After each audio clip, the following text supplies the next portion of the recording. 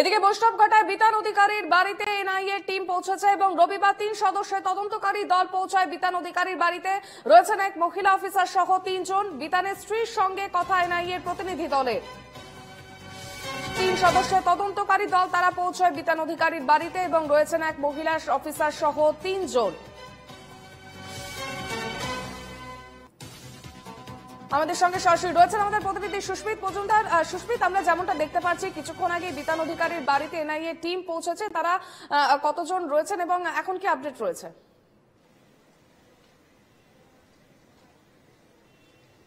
দেখো, জাতীয় তদন্তকারী সংস্থার যে 3 জনের প্রতিনিধি দল ইতিমধ্যে তদন্তকারী অফিসার তারা এসে পৌঁছেছেন, একজন মহিলা সহ আরো 2 জন। গতকালই আমরা দেখেছি বেহালায় তারা গিয়েছিলেন আরো এক পর্যটকের বাড়িতে।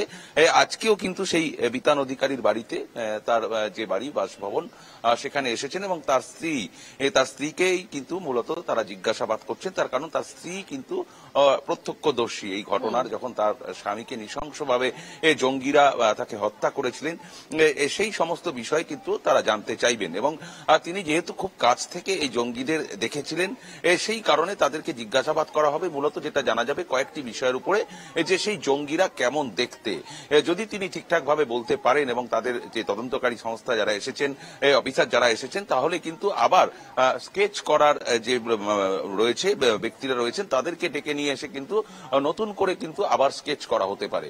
এবং আরো একটি বিষয় লক্ষ্য রাখার কথা হয়েছে, সেটা মূলত যেটা যে তারা কি ভাষায় কথা বলছিলেন, অর্থাৎ সেই ভাষার মধ্যে কোন ভাষার টান রয়েছে সেটাকে স্পষ্ট করার জন্য, যাতে এটার পার্শ্ববর্তী দেশ তার কোনো যোগ রয়েছে কিনা বা তাদের বিষয় রয়েছে কিনা, এবং তারা কোন পথে পালিয়ে গিয়েছিলেন সেই ঘটনাস্থল থেকে, তারা কোন দিকে, উত্তর দিকে না দক্ষিণ দিকে, কোন পথে তারা পালিয়ে গিয়েছিলেন এবং তারা নিজেদের মধ্যে কি আলোচনা করছিলেন, কি কথা বলছিলেন, সেই সমস্ত বিষয় কিন্তু তারা পুঙ্খানুপুঙ্খানুভাবে তারা জিজ্ঞাসাবাদ করবেন। এবং যেহেতু এই বিতানের স্ত্রী তিনি সম্পূর্ণ বিষয়টি নিজে চাক্ষুষ করেছেন, নিজে একদম তার চোখের সামনে এই ঘটনা ঘটেছে এবং আর কিছু তিনি দেখেছিলেন কিনা, আর কারোর সঙ্গে এই ধরনের ঘটনা তাদের সামনে হয়েছিল কিনা, নজর রাখো। আপাতত ধন্যবাদ।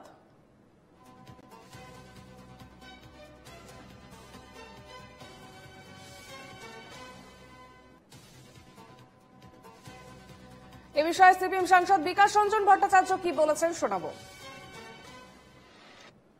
ভালো তো তদন্ত শুরু করেছেন, সে তদন্তের পরিণতি কি হবে? এই যখন এইরকম ঘটনা ঘটেছে তখন নির্বাচনী প্রচারে প্রধানমন্ত্রী ব্যস্ত। তিনি দেশের মানুষের বিবেচনা শক্তিকে ব্যবহার করতে চাইছেন সুরসুরি দিয়ে নির্বাচনের জন্য।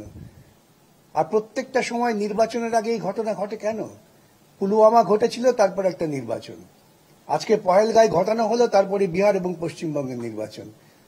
প্রত্যেকটারই তো একটা পরম্পরা আছে না, যোগাযোগ সূত্র আছে, হঠাৎ কিছু ঘটে না।